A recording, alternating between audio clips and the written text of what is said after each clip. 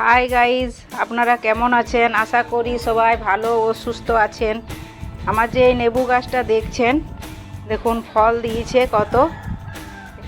এটা আমি কিভাবে রোপণ করেছি সেটা আপনাদেরকে দেখাবো A to Z। আপনারা আমার পাশেই থাকবেন, আর পাশে যে বেল বটন আইকনটা আছে ওইটা টিপে দেবেন ও সাবস্ক্রাইব করবেন, লাইক ও শেয়ার করবেন ও বন্ধুদিকে এটা শেয়ার করে দিবেন। এই আমি একটা টব নিয়েছি, এই টবটা আমার ভাঙা কিন্তু অনেকটা বড়।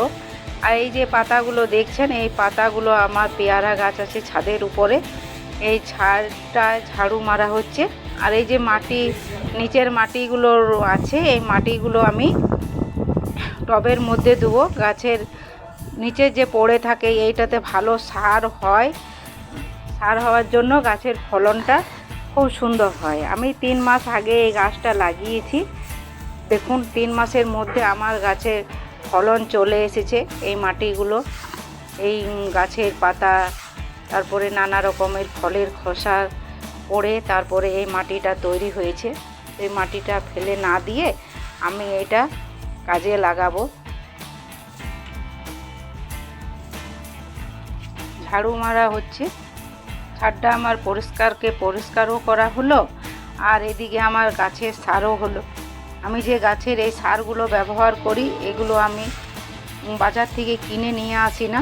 আমার ছাদেই যে পড়ে থাকে গাছের পাতা, খোসা, এগুলোই আমি যে সবজি রান্না করি সেই সবজির খোসাগুলো, ডিমের খোসা সব আমি এই বস্তাগুলো দেখলেন সাইডে, ওই বস্তাগুলোতে ভরে রাখি।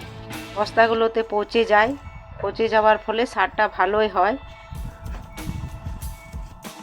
এটা আর আমাকে এইটা দিন গেল। আমি এই টবটা নিয়েছি, টবটা দেখুন চারিদিকে আমার ভেঙে গেছে, তার জন্য একটা দড়ি দিয়ে ভালো করে বেঁধে রেখেছি। টবটা অনেকটাই বড় সাইজের, নর্মাল সাইজের থেকে অনেকটা বড় হয়েছে। ছিদ্রটা দেখছেন, ওই ছিদ্রটাতে যাতে জল জমে না থাকে বর্ষাকালে, কিংবা অতিরিক্ত আমরা জল দেওয়ার ফলে গাছের গোড়াও পচে যায়, সেই জন্য আমি এগুলোতে ইট দিয়ে দিচ্ছি। ইট দেওয়া হলে ভালো করে ইটটা দিবেন। ইট দেওয়া হলে পরে তারপরে আমি এই পাতাগুলো যে ঝাড়ু মারলাম এখনই দেখলেন, ওই পাতাগুলো নিয়ে এলাম। ওই পাতাগুলো টবের মধ্যে দিয়ে দেবো।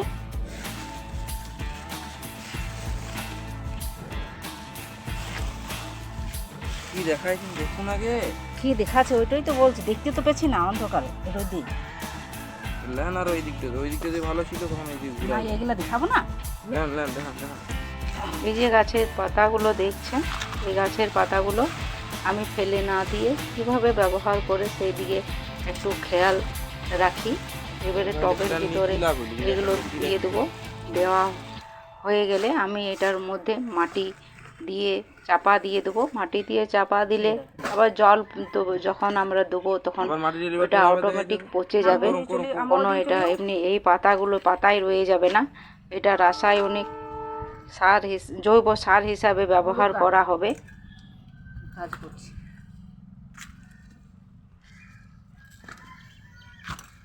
বন্ধুরা দেখুন, আমি এটা পুরোটাই এটার মধ্যে ঢেলে দিচ্ছি।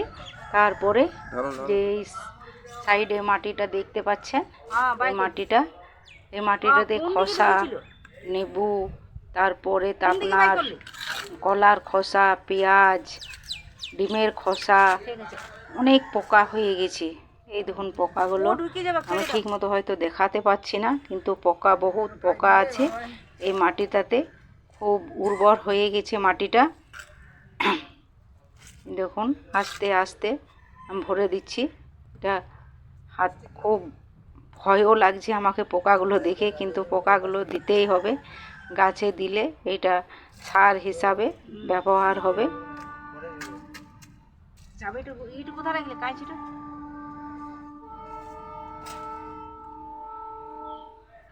এই দেখুন ডিমের খোসাগুলো আমি ফেলে না দিয়ে, এইটা কলার খোসাটাও দিয়ে দেবো। এই যে সাইডে দেখলেন ডিমের খোসাটা, এই ডিমের খোসাটাও দিয়ে দেবো। ডিমের খোসা দিলে গাছের অনেক বৃদ্ধি হয়। এই যে আমি নেবু চারাটা, এটা নার্সারি থেকে নিয়ে এসেছি। এই যে প্লাস্টিক ব্যাগটা, এই প্লাস্টিক ব্যাগটা কেটে দিতে হবে আস্তে আস্তে করে, যাতে গাছের ক্ষতি না হয়, আপনার হাতেও যাতে না লেগে যায়। আস্তে আস্তে কাটবেন। এই দেখুন মাটিটা শক্ত হয়ে গেছে, সাইডে রেখে দিলাম। এবারে টবের ভেতরে সামান্য অল্প গর্ত করে দিতে হবে।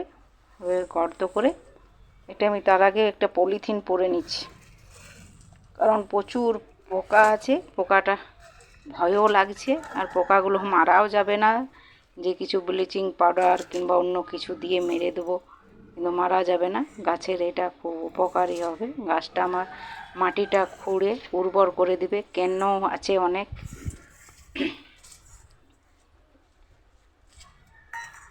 এবারে এই যে আমি ডিমের খোসা মিক্সিতে পিষে রেখেছিলাম, এটাও গাছের গোড়াতে দিয়ে দেবো।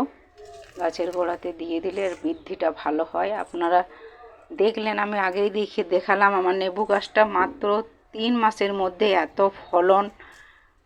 আবার এই মাটিগুলো এইটার উপরে চাপা দিয়ে দিচ্ছি, আস্তে আস্তে চাপা দেবেন। দেখুন অনেক আছে, ওগুলোকে আস্তে আস্তে বেছে পড়ে তারপরে আস্তে আস্তে এটা মাটির ঢিল যেন না থাকে, ওগুলো গুঁড়ি করে চারিধারে ভালোভাবে দিয়ে দিতে হবে। হ্যালো বন্ধুরা, এই যে দেখছেন ভালোভাবে দিয়ে দিতে হবে মাটিটা, যাতে এক লেয়ার উপরে থাকে মাটিটা।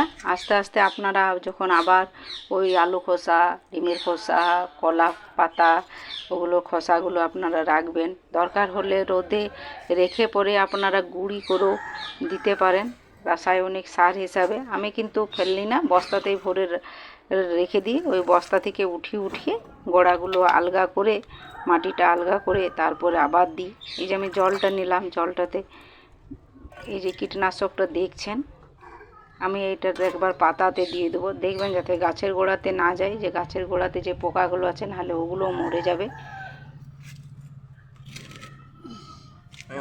10-15 ফোঁটা দিয়ে দিলাম। এটা অল্প জলে, হাফ লিটার জলে গুলে আমি পাতাগুলো ভালোভাবে হাতের সাইজে দিয়ে দিচ্ছি, ফুলটা দেবি গেল, যাতে পোকা মাকড় যাতে না লাগে, পাতাগুলো না খেয়ে নেয়। সেদিকেও আমাদেরকে একটু লক্ষ্য রাখতে হবে। যেহেতু গাছ আমরা লাগিয়েছি, সেহেতু পরিচর্যা তো করতেই হবে, না হলে তো গাছের ফলন পাওয়া যাবে না। আমার যে ছাদ বাগানটা আপনারা দেখছেন, এই যে ছাদ বাগানটা আমাদের নিজের হাতে বানানো। আমরা সবাই পরিশ্রম করি এই গাছগুলোর পেছনে। সবাই আমরা আমাদের বাড়িতে সবাই পরিশ্রম দিই, তার ফলে দেখুন গাছটার ফলন।